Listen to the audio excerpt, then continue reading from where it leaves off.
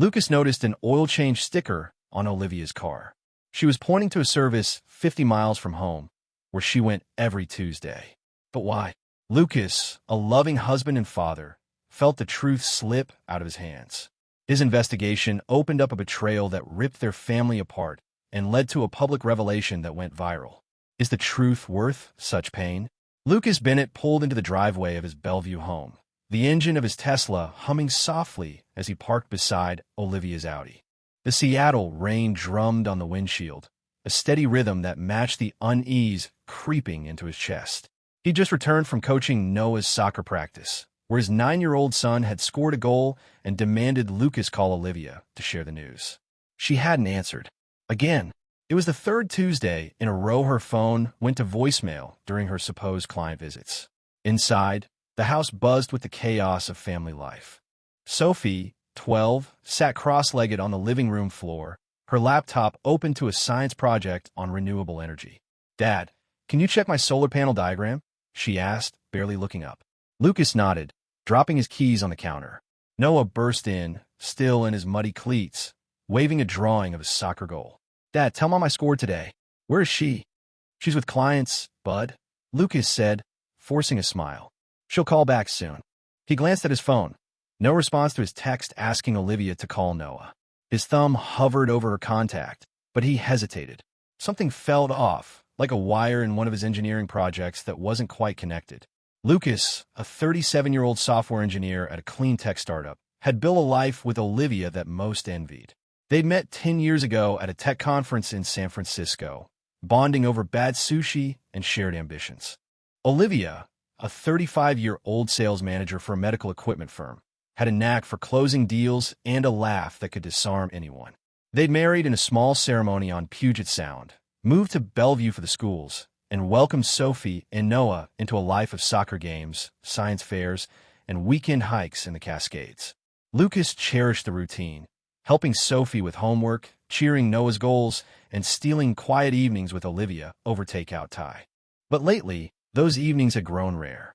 He stepped outside to move Olivia's Audi, needing to clear space in the garage for his tools. As he adjusted the seat, a small sticker on the windshield caught his eye. Next service, 48,750 miles, Tacoma Precision Auto. Lucas froze. The odometer read 46,200 miles, too early for an oil change. More puzzling, Tacoma was 50 miles south, nowhere near Olivia's client routes in Seattle or Bellevue. They always took their cars to Jake's garage in Kirkland, a friend shop they'd trusted for years. Why would Olivia drive to Tacoma for routine maintenance? Back inside, Lucas pulled up their joint credit card statement on his laptop while Sophie and Noah argued over whose turn it was to pick the dinner menu. A charge from Tacoma Precision Auto, dated last Tuesday, stared back at him. $79.95. He scrolled further. Another charge, 3 weeks earlier, same place. Then another, 6 weeks before that. Always Tuesdays, always in the afternoon. His pulse quickened. Olivia had mentioned nothing about these trips. She'd only said she was visiting hospitals or meeting clients, her schedule too packed for family dinners on Tuesdays. Lucas closed the laptop, his mind racing. He texted Olivia again. "Noah scored a goal today. Call him when you're free." No reply. He tried calling her mother, Ellen, to see if Olivia had mentioned anything about car trouble. "Oh, Lucas, I haven't seen her in weeks," Ellen said, her voice tinged with loneliness. "She's been so busy with work." Lucas's stomach tightened. Olivia had told him she visited Ellen every Tuesday to help with errands since her father's death. Another lie? He didn't confront her when she got home at 7:32 p.m., her briefcase slung over her shoulder. "Sorry, crazy day," Olivia said, kicking off her shoes and hugging Noah, who was still clutching his soccer drawing. "Tell me about that goal, champ." She listened intently as Noah recounted his play, her smile bright, but her eyes darting to Lucas briefly, as if gauging his mood. Lucas kept his tone light. "Long day in Seattle?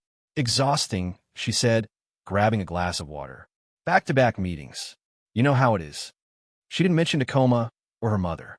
Lucas nodded, his jaw tight, and offered to order pizza. As Olivia helped Sophie with her project, Lucas watched her, searching for a sign, guilt, nerves, anything. She seemed normal, the same vibrant woman he'd fallen for. But the sticker, the charges, and her silence gnawed at him.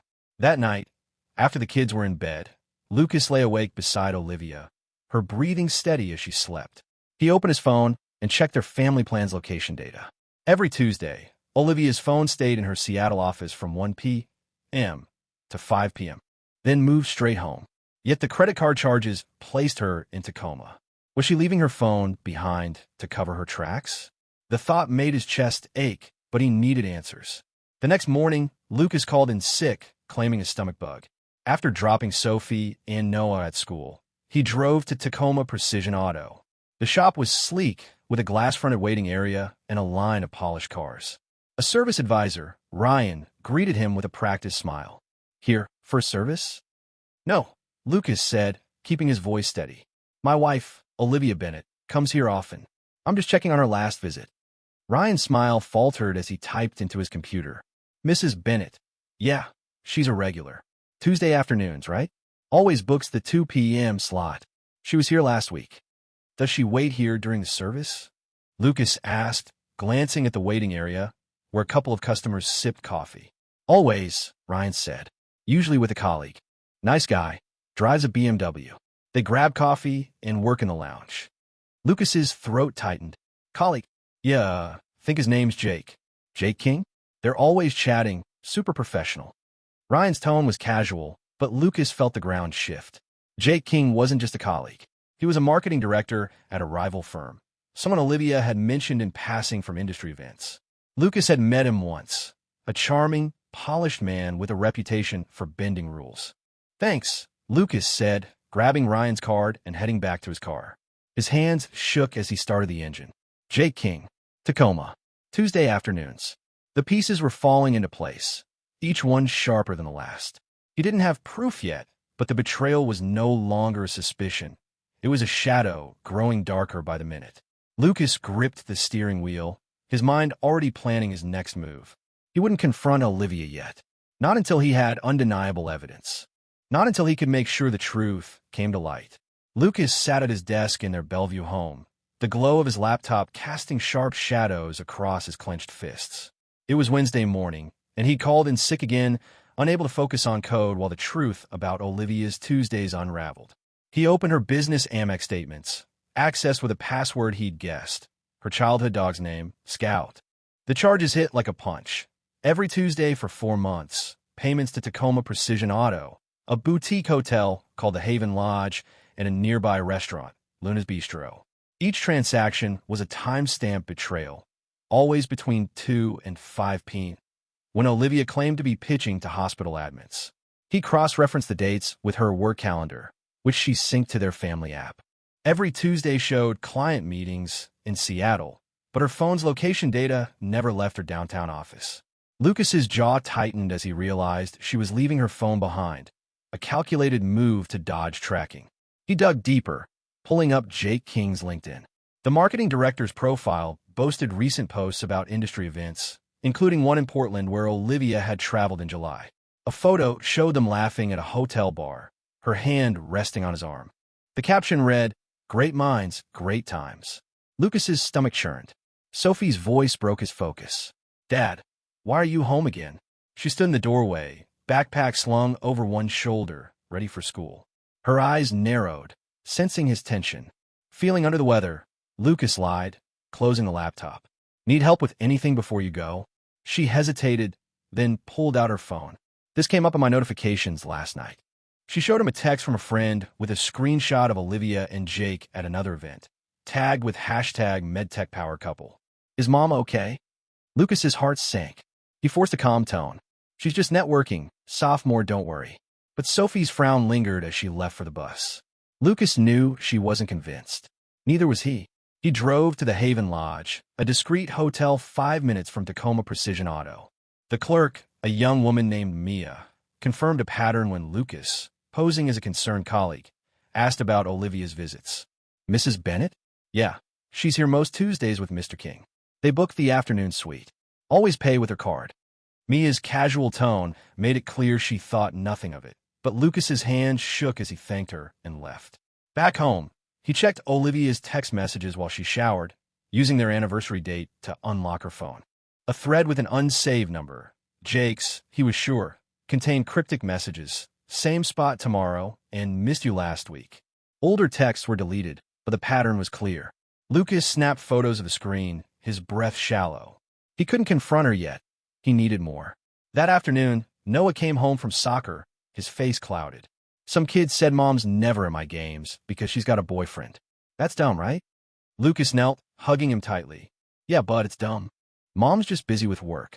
But Noah's eyes searched his, and Lucas knew the lie wouldn't hold much longer.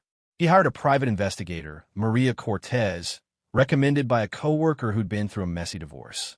Maria was blunt, efficient. "Give me a week," she said over coffee in Kirkland. "I'll get you proof, photos, timestamps, locations." Lucas handed over the credit card statements and Jake's name, his voice steady despite the ache in his chest. Maria delivered in 5 days. Her email contained photos. Olivia and Jake entering the Haven Lodge, hand in hand, sharing a table at Luna's Bistro, their heads close. Leaving Tacoma Precision Auto together, Jake carrying 2 coffees. The timestamps matched the credit card charges. Maria's report noted Jake's history, a twice-divorced executive known for charming colleagues. "He's done this before," she wrote. "Your wife's not his first." Lucas spent the evening compiling evidence into a folder. Photos, statements, screenshots. His anger grew, but so did his resolve. Olivia wasn't just cheating. She was using their family's money, their time, their trust to fund her affair. He thought of Sophie's suspicion, Noah's confusion, and his own sleepless nights. The truth wasn't enough. It had to be exposed in a way she couldn't deny. Olivia came home late that night, claiming a delayed meeting. "Big contract closed," she said, kissing Lucas's cheek before heading to check on the kids. He watched her, the ease of her lie cutting deeper than the affair itself. "Good job," he said, his voice flat. She didn't notice. Lucas planned his move for the next Tuesday. He'd go to Tacoma Precision Auto, confront her in front of witnesses, and lay out every piece of evidence. No shouting, no threats, just the cold, hard truth. He booked a consultation with a divorce lawyer, Sarah Klein, who warned him about the risks of public confrontation. "It could backfire with the kids," she said. "Make sure it's worth it." Lucas nodded. "It's not about revenge. It's about ending the lies." As he tucked Noah into bed, his son asked, "Will Mom come to my game this weekend?" Lucas hesitated, the weight of the coming storm pressing down. "I'll make sure she knows it's important," he said, ruffling Noah's hair. Alone in his office, Lucas opened the folder again, staring at the photo of Olivia and Jake laughing. The confrontation was coming, and with it, the end of the life he'd thought they shared. Lucas gripped the steering wheel as he pulled into the Tacoma Precision Auto lot, his folder of evidence on the passenger seat. It was Tuesday, 1:45 p.m., and the Seattle sky hung heavy with clouds, threatening rain. He'd taken another sick day, his 3rd in 2 weeks, but his mind was sharp, fueled by a mix of betrayal and determination. Olivia's Audi was already parked near the service entrance, and a silver BMW, Jake King's, no doubt, sat 2 spaces away. Lucas's pulse surged, but he forced himself to stay calm. This wasn't about rage. It was about exposing the truth. He walked into the service center, the folder tucked under his arm like a weapon. The waiting area buzzed with activity. A businessman typed furiously on his laptop. A mother hushed her toddler, and an older man flipped through a magazine. Ryan, the service advisor, stood behind the counter, scribbling on a clipboard. Lucas scanned the room and spotted Olivia and Jake in a corner lounge, their heads bent close over a shared tablet, coffee cups on the table. Her laugh, once reserved for him, echoed across the space. Lucas approached Ryan first. "Hey, checking on my wife's appointment," he said, loud enough to draw eyes. "Olivia Bennett, 2 piano im Schlot." Ryan glanced up, confused. She's already here. Wanted to pull her file?" "No need," Lucas said, turning toward the lounge. He raised his voice, steady but piercing. "Olivia, fancy seeing you here. Another oil change?" Heads turned. The businessman stopped typing. The toddler's mother looked up, curious. Olivia's head snapped toward him, her eyes widening in shock. Jake shifted uncomfortably, his hand dropping from her arm. "Lucas!" Olivia's voice cracked as she stood, her tablet slipping to the couch. "What are you doing here?" Thought I'd join you for your client meeting, Lucas said, stepping closer. He opened the folder and held up a credit card statement. The charges circled in red. Tacoma Precision Auto, $79.95, every other Tuesday for 4 months. Funny, your car's only at 46,200 miles. Oil changes every 5,000, right? You're about 8,000 miles early. The room went silent, save for the hum of a TV playing a car commercial. Jake stood, inching toward the exit, but Lucas wasn't done. In the Haven Lodge, 5 minutes away, $150 on September 10th, $165 on September 24th, $142 last week. Date nights, Olivia? With him. He pointed at Jake, whose face flushed as he froze mid-step. Lucas, please, Olivia whispered, her hands trembling. Not here. Why not? Lucas said, his voice rising just enough to keep every eye on him. You made this place your stage. Every Tuesday, you lied to me, to Sophie, to Noah, while you played house with Jake King. He pulled out photos from the private investigator, tossing them onto the table. Olivia and Jake entering the hotel, laughing at Luna's bistro, leaving this very shop together. 4 months, 16 visits, our money, our time. A woman in the waiting area gasped, pulling out her phone to record. The toddler's mother whispered to her friend, their eyes locked on the scene. Ryan stood frozen at the counter, clipboard forgotten. Jake muttered, "This is a mistake," and bolted for the door, nearly knocking over a chair. Lucas called after him. Running, Jake? Like you ran from your last 2 marriages? Medteca's golden boy, right? Olivia sank into the couch, tears streaming down her face. Lucas, I'm sorry. I didn't mean... Sorry for what? He cut her off, holding up a screenshot of her text to Jake. Same spot tomorrow. That's not an accident. That's a choice, week after week, while Noah asked why you missed his games and Sophie wondered why you were never home. He turned to the crowd, now openly filming. This is my wife, lying to our family, using our savings for hotel rooms with a man who's made a career out of breaking homes. The service manager emerged from the back, frowning. Sir, you need to take this outside. No, Lucas said, his voice firm but controlled. She made it public. I'm just finishing the story. He dropped divorce papers onto the table in front of Olivia. Petition for dissolution of marriage, filed yesterday. Adultery as grounds, with evidence. You've been served. The papers landed with a soft thud, the sound louder than it should have been in the stunned room. Olivia's sobs broke the silence, raw and desperate. Lucas, the kids. You don't get to mention them now, he said, his voice cracking for the first time. Sophie saw your texts. Noah's getting bullied because of rumors about you. You did that, not me. He turned to Ryan, who looked shell-shocked. Sorry for the scene, man. She used your shop as her cover. You didn't know. Lucas walked out, the weight of every eye on his back. His phone buzzed as he reached his car. Text from Sophie's friend, already sharing a video clip of the confrontation. By the time he pulled onto the highway, it was on X, captioned, "Husband exposes cheating wife at auto shop." Views climbed into the thousands within minutes. He drove home, the folder now empty on the seat beside him. The confrontation had been surgical, precise, but the fallout was just beginning. Sophie and Noah would see the video. Olivia's career, her reputation, their family, all of it was unraveling. Lucas's hands shook as he parked in the driveway, the rain now falling hard. He'd exposed the truth, but at what cost? Lucas sat in the darkened living room, the glow of his phone illuminating Sophie's tear-streaked face as she scrolled through X. The video of his confrontation at Tacoma Precision Auto had exploded, hitting 2.8 million views by 6 p.m. Comments flooded in, some cheering his boldness, others slamming the public spectacle. Sophie tossed her phone onto the couch. Kids at school are sharing it, Dad. They're calling Mom names. Her voice trembled with anger. Lucas pulled her close, his own guilt rising. I didn't mean for it to go this far, he said, but the words felt hollow. Noah burst through the door, home from soccer, his backpack dragging. Why is everyone talking about Mom online? He demanded, eyes wide. Lucas knelt, explaining carefully. Mom made some bad choices, bud. I had to show the truth. Noah's lip quivered. But now everyone hates her. Lucas had no answer, only a tight hug as Noah buried his face in his shoulder. Olivia didn't come home that night. She texted Lucas at 8:03 p.m. Staying at hotel. Need time. He didn't respond. Instead, he checked the kids' phones, blocking notifications to shield them from the growing online storm.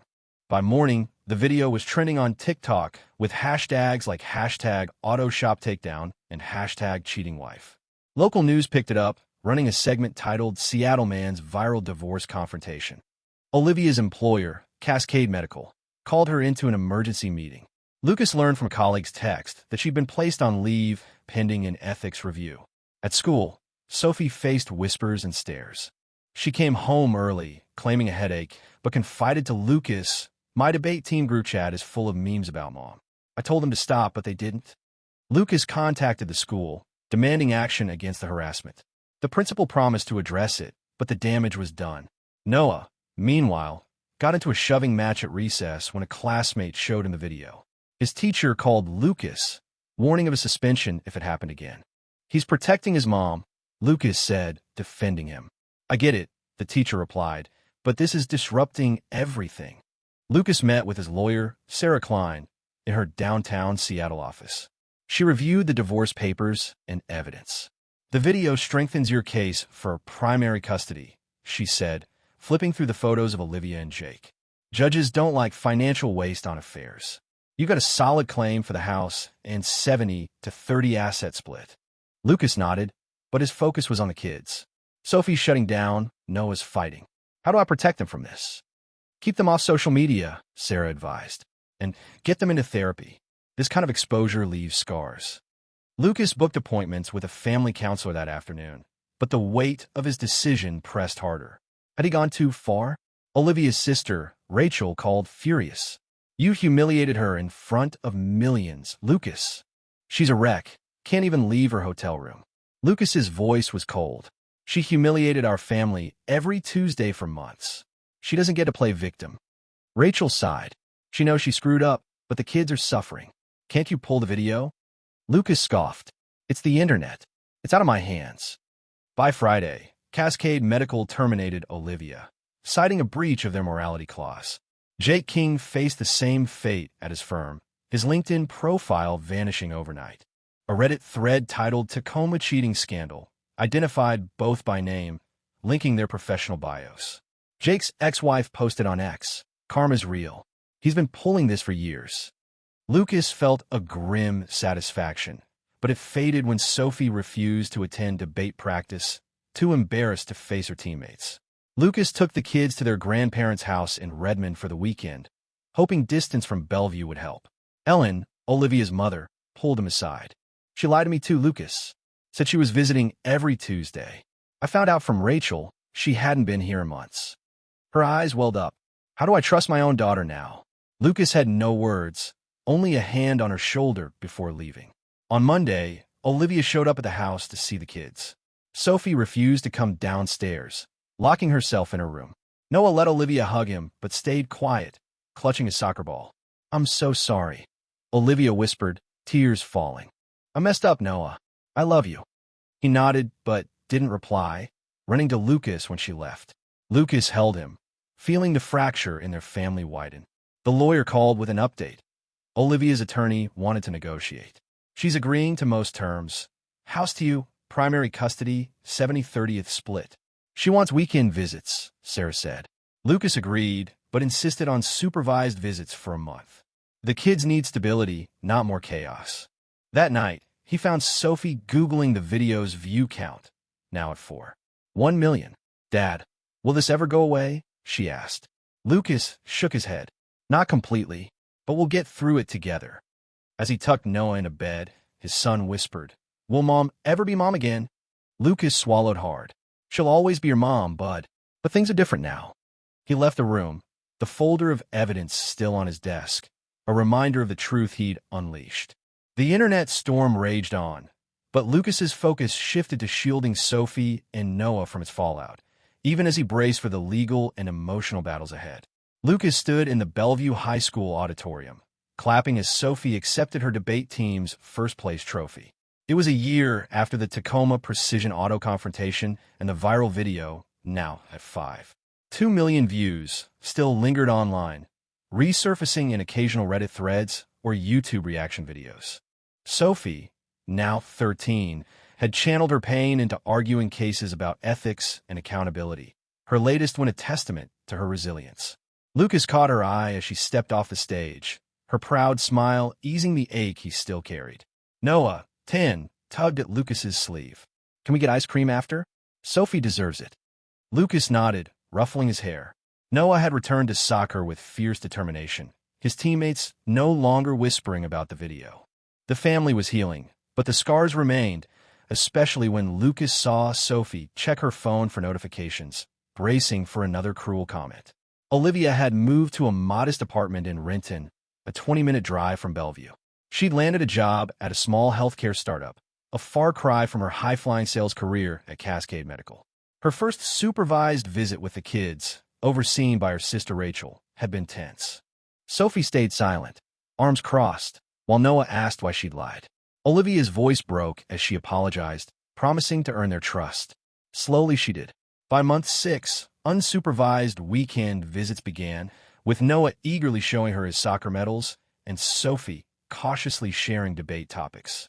Lucas met Emily, a pediatric nurse, at Noah's checkup for a sprained ankle. She'd overheard Noah mention the video and, instead of prying, asked about his soccer goals. Her warmth disarmed Lucas, and when she suggested coffee to discuss Noah's recovery, he agreed. Their first date at a Kirkland cafe turned into weekly dinners. Emily, 34, had her own history, a divorce from a husband who'd hidden a gambling addiction. I know what it's like to rebuild, she told Lucas, her honesty a balm to his wariness. The divorce finalized quietly in a Seattle conference room. Olivia's lawyer pushed for minimal conflict, accepting Lucas's terms: the Bellevue house, primary custody, and a 70/30 asset split. Olivia requested alternate weekends and 3 weeks in the summer, which Lucas approved, stipulating therapy for the kids to process the transition. As they signed the papers, Olivia met his gaze. I'll never stop regretting this, she said. Lucas nodded, saying nothing. The legal end of their marriage felt like closing a book he'd never wanted to finish. Social media hadn't forgotten. A podcast, Viral Vows, dissected the confrontation, debating public shaming versus private resolution. Lucas ignored it, but Sophie listened, later telling him, "You did what you had to, Dad. Mom's choices weren't your fault." Her words, mature beyond her years, strengthened his resolve to focus on their future. Emily moved into the Bellevue house after 8 months of dating, her presence bringing new routines. She taught Noah to bake cookies for team fundraisers and helped Sophie with debate research, earning their trust. One evening, as they all played Uno at the kitchen table, Noah laughed louder than he had in months. Sophie caught Lucas's eye, whispering, "She's good for us." Lucas squeezed her hand, grateful for the fragile normalcy they were building. Olivia attended Noah's first game of the season, sitting alone in the bleachers. Lucas watched from afar as Noah waved to her, a small gesture of forgiveness. Sophie joined her for the second half, their conversation short but civil. Rachel later told Lucas that Olivia was seeing a therapist, working through guilt and the pressure that had driven her to Jake. "She's trying to be better," Rachel said. Lucas hoped it was true, for the kids' sake. Jake King had vanished from Seattle's tech scene. A former colleague mentioned he'd relocated to Denver, selling software for a startup after his firm blacklisted him. His ex-wife's ex-post about his pattern of affairs gained traction, further burying his reputation. Lucas felt no pity, only relief that Jake was gone from their lives. At a parent-teacher conference, Noah's coach pulled Lucas aside. "He's a leader now, not just a player. Whatever you're doing at home, it's working." Lucas credited Emily's steady presence and the kids' therapy sessions, which helped them voice their anger and confusion. Sophie, once guarded, started inviting friends over again, her confidence returning. One night, Olivia texted Lucas a photo of Noah's latest soccer trophy, taken during her weekend. "He's amazing. Thank you for letting me be part of this." Lucas replied, "Keep showing up for them." It was their first civil exchange in months, a step toward co-parenting without bitterness. As Lucas tucked Sophie into bed, she asked, "Are you happy again, Dad?" He paused, thinking of Emily's laugh, Noah's goals, and Sophie's strength. "Getting there," he said. "We all are." She hugged him tightly, a rare moment of vulnerability. The video's shadow lingered, but Lucas no longer checked its view count. He'd exposed the truth to end the deception, not to destroy Olivia. The cost was high: Sophie's trust, Noah's innocence, their family's innocence, but the alternative, living a lie, would have been worse. Lucas locked the folder of evidence in a drawer, a relic of a battle fought and won. The kids were thriving, Emily was family, and Olivia was rebuilding. Truth had shattered them, but it also set them free to start again.